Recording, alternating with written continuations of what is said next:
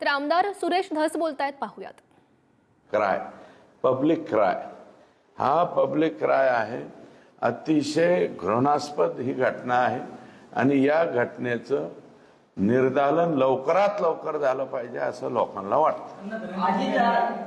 अजितदादांना बीडचं पालकमंत्री मिळणार असं जे आहे ते चर्चा जे आहेत भरपूर झालेले आहेत. कसं वाटतं तुम्ही आणि या सगळ्या?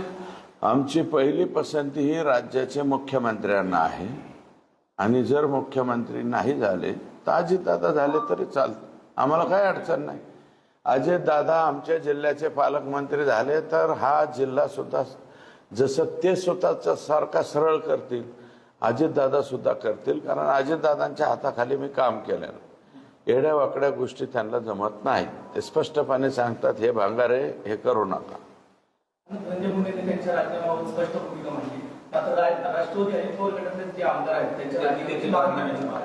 त्यांच्याच पक्षाचे लोक म्हणतायत. मी राजीनामा मागितला नाही, अजून नाही मागितला, पण प्रकाशदादा सोळंके ज्येष्ठ सदस्य आहेत बीड जिल्ह्यात, त्यांनी स्पष्ट सांगितलं की यांचा राजीनामा घ्या आणि ठीक आहे, कोणाला संधी द्यायची नाही द्यायची देऊ नका, एखादं मंत्रिपद राहू द्या ना रिक्त, एक जागा रिक्त राहिली म्हणून काय फरक पडतो का? परंतु आमच्यासाठी ते चांगलं आहे. शरद पवार साहेबांकडून डायव्हर्ट झालेला वोटर हा अजितदादांकडे आला होता.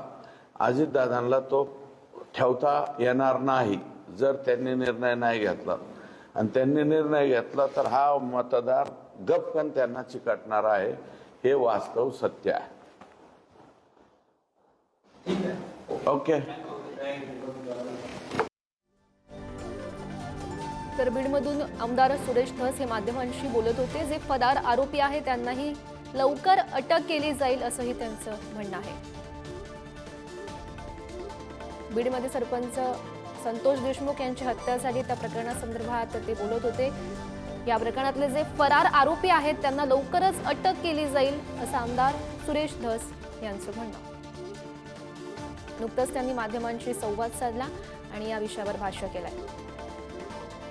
तर SIT मध्ये असलेल्या अधिकाऱ्यांचा वाल्मिक कराड याच्याशी संबंध असल्याचं सुद्धा आता आमदार सुरेश धस यांचा आरोप आहे.